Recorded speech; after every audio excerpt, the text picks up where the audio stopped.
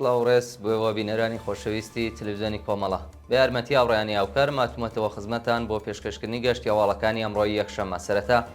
سەردێڕێی چەند هەواڵ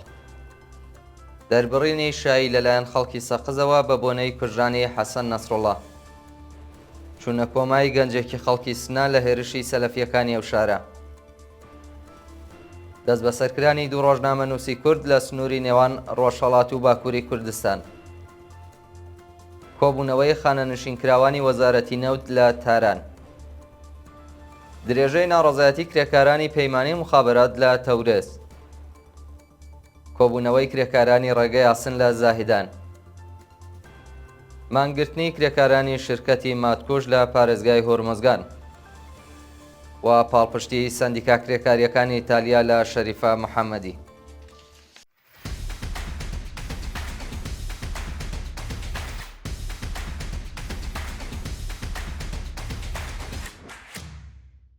درێژەی هەواڵەکان دەربڕێنی شایی لەلایەن خەڵکی سەقزەوە بە بۆنەی کوژرانی حەسەن نەسڕوڵڵا بە پێی وێنانەی لە سەقزەوە بەدەستمان گەیشتووە خەڵکی ئەو شارە پاش بیستنی هەواڵی کوژرانی حەسەن نەسڕوڵڵا سەرۆکی حیزبوڵڵای لوبنان ئاهەنگیان گێڕاوە ڕۆژی هەینی 6 ڕەزبەر 1403 هەتاوی ئەرتەشی ئیسرائیل کۆبوونەوەی فەرماندەکانی حیزبوڵڵای لە گەڕەکی زاحیەی بەیروت کردە ئامانج و لە ئاکامی و هێرشەدا حەسەن نەسڕوڵڵا و کۆمەڵێک لە فەرماندە و بەرپرسەکانی ئەو حیزبە کوژران بڵاوبوونەوەی ئەو هەواڵە شەپۆلێک لە شایی و خۆشی لە نێو خەڵکی ئێران و ناوچەکە ساز کرد و خەڵکی کوردستان و بەتایبەت شاری لەدایکبوونی ژینە ئامینی خۆشحاڵیان دەربڕی چوونە کۆمای گەنجێکی خەڵکی سنا لە هێرشی سەلەفیەکانی ئەو شارە ڕۆژەی شەممە حوتی ڕازبەر گەنجێکی خەڵکی شاری سنا بە ناوی فەرشید زارعی لە سێڕێیانی نەمەکی کەوتە بەر هێرشی سەلەفیەکان و چووە کۆماوە بە پێی زانیاریەکان ژمارەیەک سەلەفی لە شاری سنە بە چەقۆ هێرشیان کردوتە سەر گەنجێک بە ناوی فەرشید زارعی و ناوبرا و بەهۆی قورسی برینەکانی چۆتە کۆما و ئێستا لە نەخۆشخانەیە و شارە لە ژێر چاودێری چڕی پزیشکیدا دەست بەسەرکرانی دوو ڕۆژنامە نووسی کورد لە سنووری نێوان ڕۆژهەڵات و باکووری کوردستان ڕۆژی شەممە حوتی ڕازبەر دوو ڕۆژنامە نووسی کورد بە ناوەکانی قەدیر جەسوور و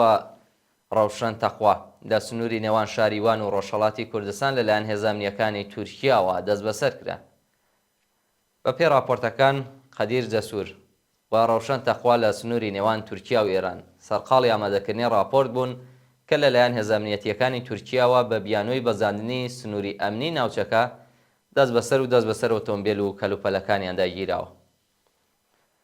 کۆبوونەوەی خانەنشینکراوانی وەزارەتی نەوت لە تاران ڕۆژی شەممە حوتی ڕازبەر 1403 هەتاوی خانەنشینکراوانی وەزارەتی نەوت لە بەردەم ساختمانی ناوەندی و وەزارەتخانەیە کۆبوونەوە و خوازیاری جێبەجێکردنی داخوازیەکانیان بوون خانەنشینکراوانی وەزارەتی نەوت خوازیاری زیادکردنی حەقدەست بە پێی ڕێژەی هەڵاوسان پێدانی مەزایە بڕاوەکان دابینکردنی بیمەی دەرمانی و کۆتایهێنان بە دەستێوەردانەکانی دەوڵەت لە سندوقی خانەنشینی پێرسۆنەلی سەنعەتی نەوت گاز و پێترۆشیمی بوون درێژەی ناڕەزایەتی کرێکارانی پەیمانیی مخابرات لە تەورێز کرێکارانی پەیمانیی شاغڵ لە مخابراتی تەورێز ڕۆژی شەممە حوتی ڕازبەر بۆ جارێکی دیکە دژبەنەدانی داخوازیەکانیان کۆبوونەوە کرێکارانی پەیمانیی مخابراتی تەورێز خوازیاری پێدانی ئەقدەستە دواخراوەکان پێدانی مەزایە پیشەیەکان بەکردەوە دەراتنی ئاینامەی دامەزراندن زیادکردنی حەقدەست بە پێی ڕێژەی هەڵاوسان تەزمینی ئەمنیەتی پیشەیی دابینکردنی بیمەی تەکمیلی و بەکردەوە دەراتنی گەڵاڵەی ڕیزبەندی پیشەکان بوون کۆبوونەوەی کرێکارانی ڕێگەی یاسن لە زاهیدان ڕۆژی شەممە کرێکارانی شاغڵ لە ڕێکخراوی ڕێگەی یاسنی زاهیدان دژ بە دۆخی خراپی پیشەیی و معیشەتی ناڕەزایەتیان دەربڕی نزیک بە 300 کرێکار بە شێوەی پەیمانی لە ڕێکخراوی ڕێگەی یاسنی زاهیدان کار دەکەن و لە هەموو مەزایە پیشەییەکان بێبەشن کرێکارانی پەیمانی خوازیاری وەلانانی پەیمانکار تۆمارکردنی گرێبەست بە شێوەی ڕاستەوخۆ لەگەڵ ڕێکخراوی ڕێگەی یاسنی ئێران گۆڕانی دۆخی پیشەیی تەزمینی ئەمنیەتی کاری بەکردەوە دەراتنی گەڵاڵەی ڕیزبەندی پیشەکان زیادکردنی حەقدەست و پێدانی پاداش و ئیزافەکاری بوون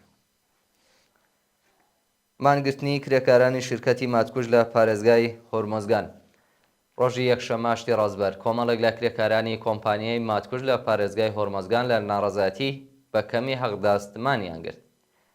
کرێکارانی کارخانەی ماتکوژ خوازیاری پێدانی حەقدەستە دواخراوەکان پەرداختی عەقیبی مەکانیان بە ڕێکخراوی تامینی اجتماعی تەزمینی ئەمنیەتی پیشەیی، دابینکردنی ئیمکاناتی ڕەفاهی، پێدانی سەختی کار و ئیزافەکار، بە کردەوە دەرهاتنی گەڵاڵی ڕێزبەندی پیشەکان و هەروەها چاکسازی لە ژیان و معیشەتیان بوون. سەپاندنی سزای زیندان بەسەر دوو چالاکی مەدەنی لە شارێ ڕاشت. دوو چالاکی مەدەنی بە ناوەکانی ودود ئاسەدی و یاشار نیکڕەو لەلایەن دادگای ئینقلابی ڕاشتەوە سەرجەم بە 6 ساڵ و 6 مانگ زیندانی تەعزیری مەحکوم کراون. بە پێی زانیاریەکان ودود ئاسەدی بە تۆمەتی تەبلیغ دژی نزام بە 1 ساڵ زیندان، بە تۆمەتی ئەندامەتی لە گروپە دژبەرەکانی ڕەژیم بە 3 ساڵ و 6 مانگ زیندان و بە تۆمەتی بێڕێزی بەڕێبەری بە 1 ساڵ بەندکران سزا درراوە. لەلایەکی دیکەوە یاشار نیکڕەو بە تۆمەتی تەبلیغ دژ بە کۆماری ئیسلامی بە 1 ساڵ زیندانی تەعزیری مەحکوم کراوە. لە سێدارەدانی دوو بەندکراو لە زیندانەکانی کرمان و گۆرگان. دوو بەندکراو بە ناوەکانی میلاد ئیخلاسپور تەمەن 33 ساڵ و یاسین دەروێشی تەمەن 21 ساڵ بە تۆمەتی کوشتنی بانقاز لە بەندیخانەی کرمان و گورگان لە سێدارە دراون. بەیانی ڕۆژی پێنجشەممە 5 ڕازبەر بەندکراوێک بە ناوی میلاد ئیخلاسپور پاش 10 ساڵ بەندکران بە تۆمەتی کوشتنی بانقاز لە زیندانی ناوەندی کرمان لە سێدارە دراوە. هەروەها ڕۆژی چوارشەممە 28 خەرمانانی ئەمساڵ بەندکراوێکی گەنجی خەڵکی پارێزگای گوڵستان بە ناوی یاسین دەروێشی پاش 2 ساڵ و نیو بەندکران بە هەمان تۆمەت لە زیندانی گورگان بە نهێنی ئەعدام کراوە و هەواڵەکەی ڕۆژی ڕابردوو میدیایی کراوەتەوە. پاڵپشتی سەندیکا کرێکاریەکانی ئیتالیا لە شەریفە محەممەدی. سەندیکا کرێکاریەکانی ئیتالیا لە بەیاننامەیەکدا پاڵپشتی خۆیان لە شەریفە محەممەدی چالاکی کرێکاری مەحکوم بە ئەعدام ڕاگەیاند و خوازیاری هەڵوەشاندنەوەی سزای سێدارەیە و بەندکراوە سیاسیە بوون. سەندیکا کرێکاریەکانی ئیتالیا داوایان لە ئانتۆنیۆ تاجانی وەزیری دەرەوەی ئەو وڵاتە کرد هاوڕێ لەگەڵ وڵاتانی دیکەی ئوروپایی هەوڵەکانیان بۆ هەڵوەشاندنەوەی سزای سێداری شەریفە محەممەدی بخەنەگەڕ و ڕێگە لە پێشێلکاریەکانی کۆماری ئیسلامی لە بواری مافی مرۆڤدا بگرن. ڕێکخراوە کرێکاریەکانی ئیتالیا هەروەها داوایان کردووە کە کۆمەلگای ژیانی بۆ ئازادی بەندکراوانی سیاسی گەرانتی لە کۆماری ئیسلامی وەربگرێت. و دوایین هەواڵمان سەبارەتە بە درێژەی هێرشەکانی ئیسرائیل بۆ سەر لوبنان و غەزە. ڕۆژی شەممە 7 ڕازبەر ئەرتەشی ئیسرائیل چەند ناوچەی لە باشووری لوبنان کردە ئامانج و بۆ هۆیەوە دەیان کەس کوژران و بریندار بوون. بە پێی راپۆرتی وەزارەتی بێداشتی لوبنان لە هێرشەکانی ڕۆژی ڕابردووی ئیسرائیلدا 33 کەس گیانیان لەدەستداوە و 95 کەسی دیکەش بریندار بوون. بە وتەی بەرپرسانی دەوڵەتی لوبنان لە ماوەی 1 هەفتەی ڕابردوودا 783 شارۆمەندی لوبنانی و سووری لە هێرشەکانی ئیسرائیلدا کوژراون و 2312 کەسیش بریندار بوون. لەلایەکی دیکەوە فڕۆکەکانی ئەمریکا بنکەی میلیشیاکانی سەر بە کۆماری ئیسلامیان لە شاری ئەبولکەماڵ کردوتە ئامانج و سەرچاوەکانی هەواڵباز لە کوژران و برینداربوونی چەندین کەس دەکەن. بەڵێ بینەرانی خۆشەویست گەشتی هەواڵەکانی ئەمڕاتان پێشکەش کرا کات و ساتێکی خۆش بۆ هەموو لایەک.